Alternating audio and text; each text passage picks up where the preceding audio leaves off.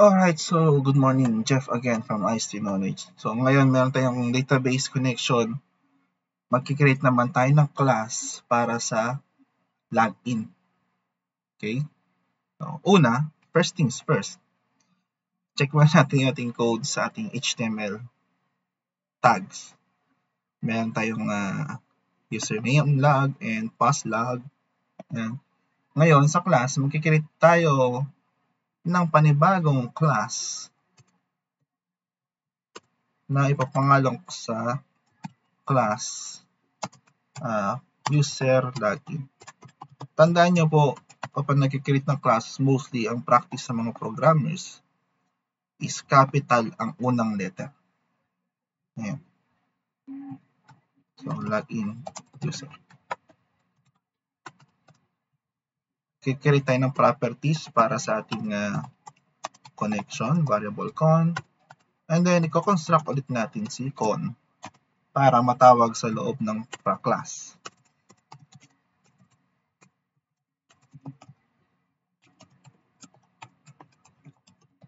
Then, magkikreate tayo ng variable inside the parameters.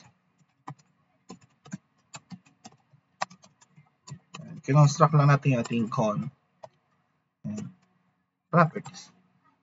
Next, magkikreate tayo ng public function login. Dito papasok yung method ng login. Na magkikreate tayo ng mga variable inside ng parameters para dyan natin tatawagin lahat ng mga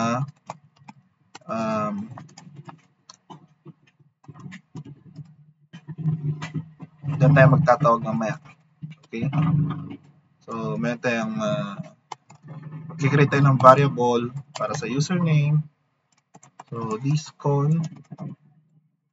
So, parang pares lang to sa unang tutorial ko na codes post user.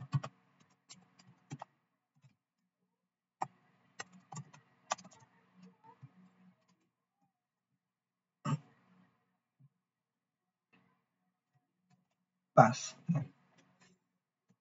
Tapos, syempre, yung ating queries. So, SQL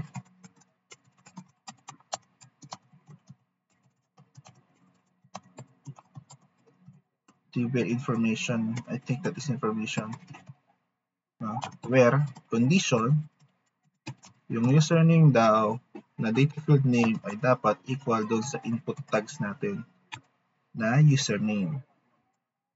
Then, gawa tayo ng query. This con query. Okay. Nakita niyo yung pinakiban sa procedural. Pakita ko nga. Okay. Saan nga ba yun? INC controller yata login. Nakita niyo yung pinakiban sa procedural. Dito, diretso lang tayo ng con. Pero dito sa OP, gumagamit tayo ng this kasi nga ini-instance natin. Okay? May reference natin. So, yun. Yun lang ang pinakiba niya. Total user, create time total user. Numrows.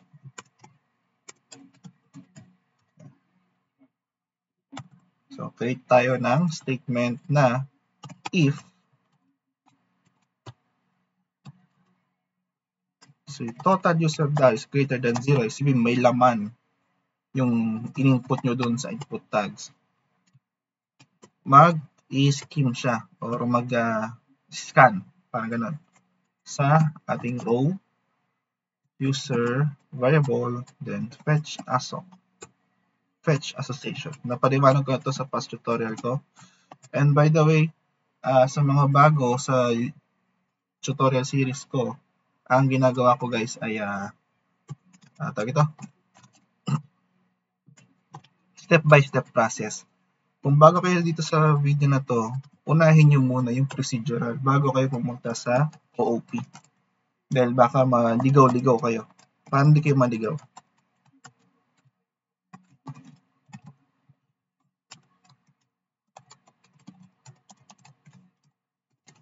So, tinatawag ko lang yung mga data field name natin, ginagamitan ko ng variable, then pinapasok ko yung data field name na yun dun sa variable mismo.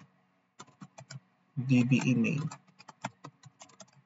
Ayan, row, then email. Ayan yung mga data field names. Kasi itong mga to, mga data field name ang tawag dyan. Kinukuha natin yan sa table ng database. Okay?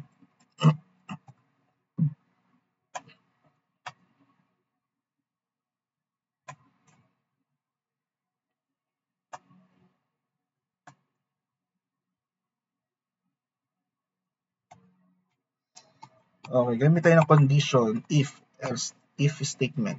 If, tapos dito sa baba, else. Ayan.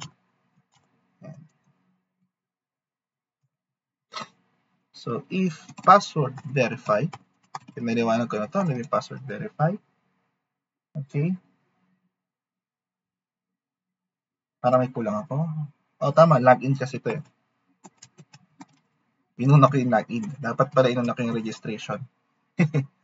Password verify, password variable, yon. Kung parehas ba sa dbpass and strcmp.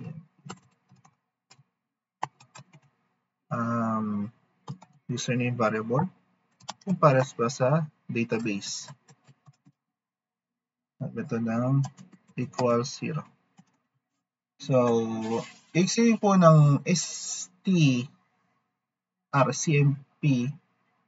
okay, ginagamit to sa case sensitivity. Okay?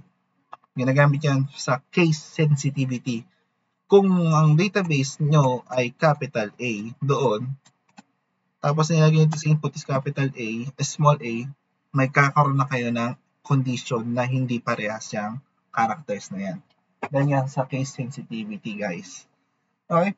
So, nagko-compare tayo ng dalawang strings. Ito ngayon, yung input nyo, yung input nyo sa input tags, then yung dun sa naka-records, nakasave dun sa table. So, 0, ang sabihin niyan, kapag yung strings are equal. Okay?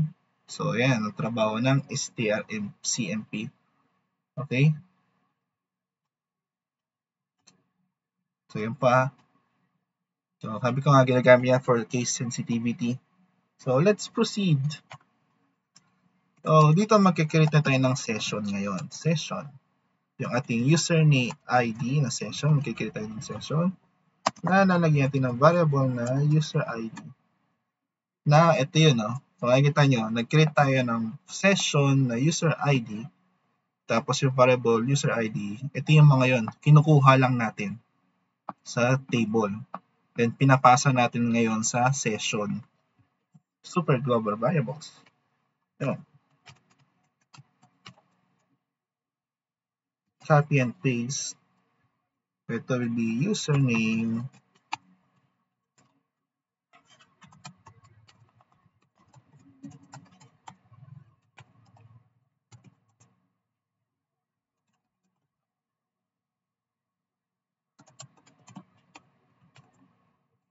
tapos email.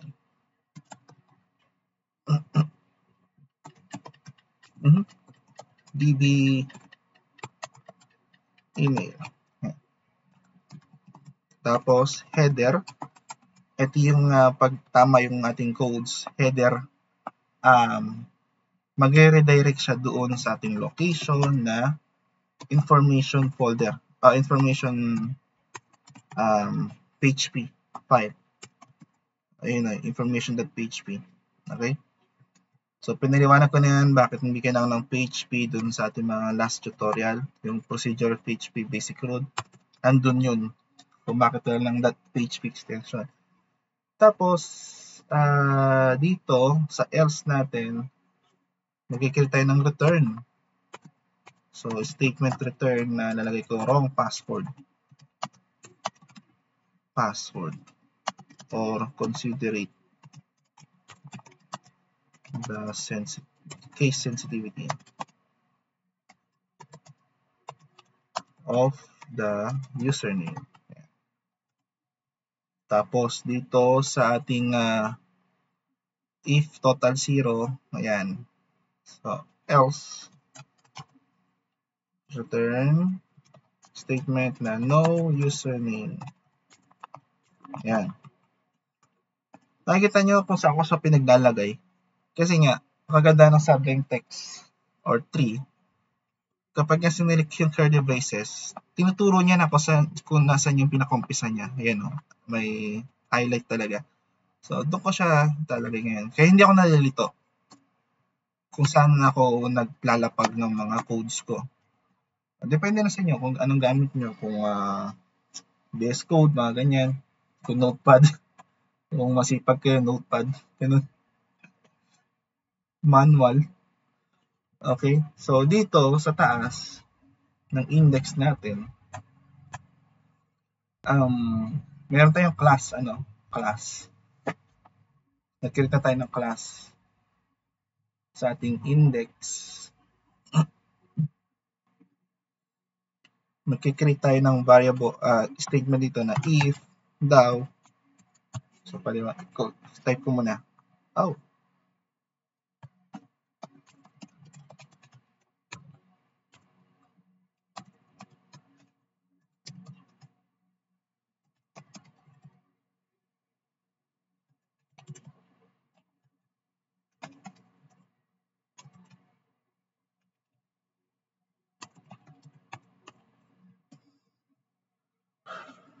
Okay. Ay, bakit start?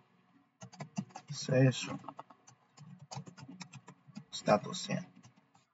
Okay, so ano nga ba yung sabihin nito na yung snippet nito na if session status is equals to PHP none, tapos mag-start tayo ng session. Eto guys, ginagamit to para ma-ensure sa ating PHP session na mag-start lang ang ating session kapag hindi siya existing. Okay? Does not already exist. Or walang existing. Walang exist. So, maganda to para ma-prevent or ma-prevent natin yung mga error warnings na kapag nag-start tayo sa sessions or tinatawag natin siya multiple times. Okay, yung session start. So, yung session status, meron dalawang itong function na to merong binabalik niya, na-return niya yung current session status. Meron mga possible return values niya to. Yung ginamit natin dito, yung PHP session none, ito, yung status niya. Merong isa PHP session disable na kung saan yung disable yung status. Yung none kapag session ay enable pero hindi nag-exist yung session. Merong active naman kapag enable siya pero at existing yung ating session or existing session. So, yun. No? Okay? So, nag-create tayo ng class dito sa ating controller folder. Kaya mo talaga framework. Mag-create tayo ng login controller. Yeah.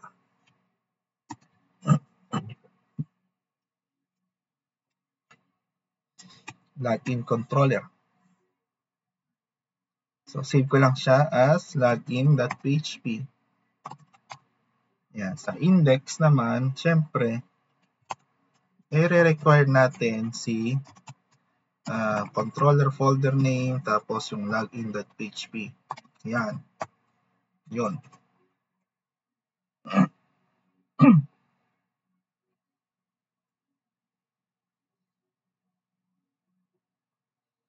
Yan. So, bago muna lahat, mag-create tayo ng alert function. Yung ating mga alerts gamit ng Sweet Alert, no? So, gagawin ko lang dito is i-record din natin si inc tapos show alert.php. Then, sa ating inc folder, mag-create tayo ng bagong file na show alert.php. Okay. So, para mas mabilis tayo, ang gagawin ko na lang ay ganito. Yung dati ating gawa na mga alerts dito sa procedural, I think then dito siya sa controller login. Ayan. Ito, copy-paste ko na lang.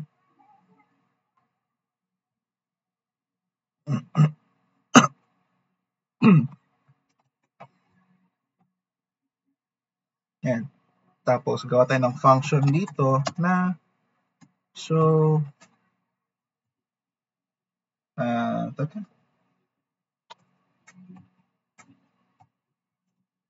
gawa tayo ng function na show alert error. Ganyan. Ay, may nakalimutan ako.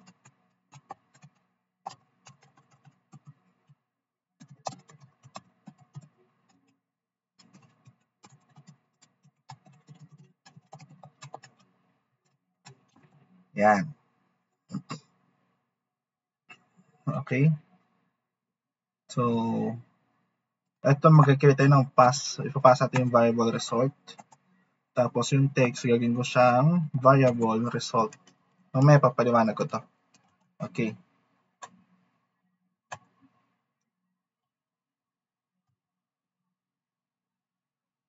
So, balik tayo sa ating controller login. Okay. Ito na. So, kompleto na yung ating setup. Meron tayong show alert function, then controller login. Ayan. Una, gagawin natin dito sa ating nasaan na? Login.page. Tagal na to. Sa ating login.php, create tayo ng PHP syempre. Ayan. So, magkikreate tayo ng instance sa ating database connection na kasama yung mga parameters. So, magkikreate tayo ng, for example, db connection. Ayan. Equals new, or magkikreate tayo ng bagong object. Ito yung ating bagong object. Yung ating db connection na yung magiging object natin. Na new, then yung pangalan ng class sa ating connection. Sa ating PHP class. So, new object na siya, new. Then, tatawagin natin yung mga parameters. So, dito, pasok yung ating host, si user, si pass, at yung ating database name. Ayan. Then, magko-connect tayo ng database ngayon. So, con is equals to variable con. Ayan. Pwede naman makita na yung pangalan. Pwede naman. Yung ating bagong object ngayon na db connection na connectDB. Saan nang galing itong connectDB na to? Ibig sabihin kasi na ito guys, nag-create tayo ng bagong object na pinangalan sa db connection dahil nga kinuha natin yung, tinawag natin yung class name na kasama yung mga parameters. Then nag-create tayo ng bagong variable na kinukuha naman natin yung ating object at kinukuha natin yung method sa loob ng class na db connection. Ngayon, yung db connect kasi natin guys sa class, ito yun. Ito yung connection natin papunta dun sa database. Yan. Yan. Okay? Yan sabihin yan. Kinukuha natin yung method ngayon sa loob ng class. So, gamit tayo ng if iset. Yung hindi mawalang iset. Ang ating button doon ay nasa na? btn login.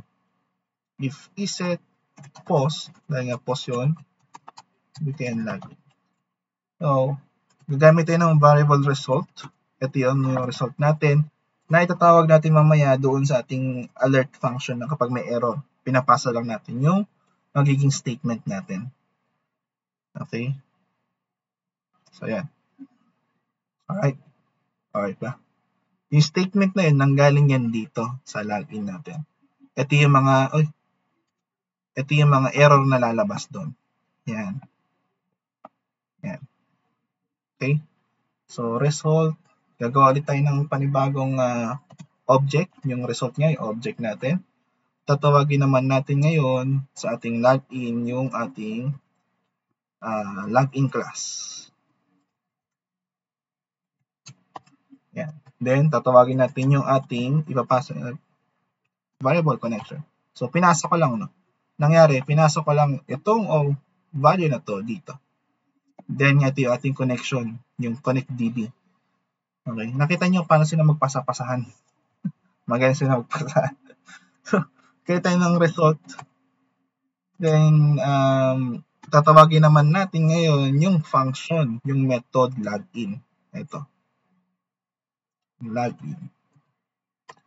Ganyan lang. Tapos, yung ating variable con. Then, yung ating post na user log. I think that's the user log. Tapos, post ulit na pass log. Pass log. Wouldn't when you hold me. Then, if result. Variable result. Kapag may laman. No? If result. Yan.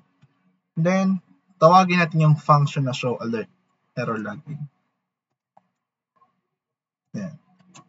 Tapos, yung ating papasa natin yung laman nun sa loob ng parameters na result. Kaya makikita nyo, ito yun. Yan, pinapasa lang niya dito. Yun. Tapos, after nyan, to-close natin yung ating connection. DB, connection, ano ba yung function nun? Method, close connection. Yan. Dito close, hindi ka dyan. Close natin yung connection. So, pagkanahin natin ngayon. Okay, type ako ng kung ano-ano. Ayan. Na-refresh ko ba? Ayan. Na-refresh ko yung page, type ako ng kung ano, login. Nakita nyo, unknown username, we're close. May error ako. Sa line 52 daw. Line 52 sa class. Line 52. TBL information. Ano ba nakalito? Ay, mali. Sira ulo. TBL users pala. Pusang galano yan. Yun. Object class user logins cannot convert string sa show alert daw. Okay, line 10. Line 10. Okay. Line 10 sa show alert. Kalimutan ko lagyan ng single quote. Okay. Meron pa. Line 10, user class, user login string.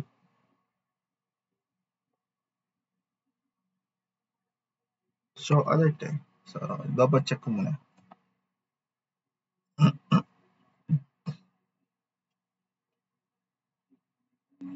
So, tingnan ko muna yung login natin.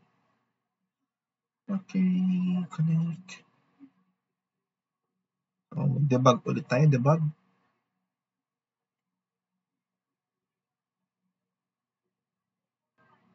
Tingnan natin yung index.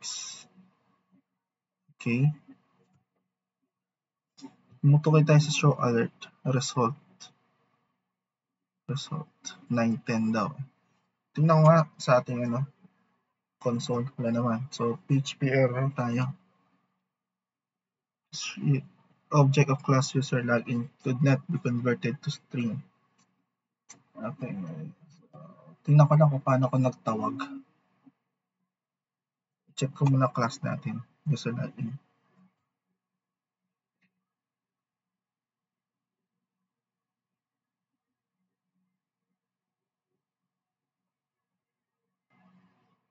So, login.php. Tingnan ko lang paano ko nagtawag.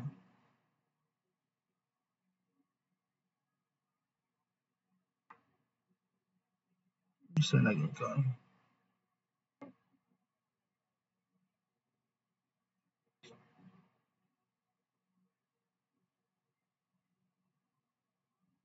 Parang may mali. Show error login. Okay. Result variable. Okay.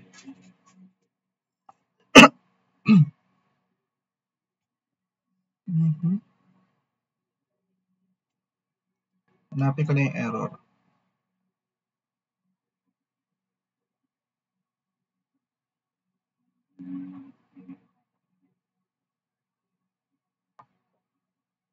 So guys, yun muna. Ito muna sa ngayon. And next tutorial natin, medyo tatagal tayo sa oras.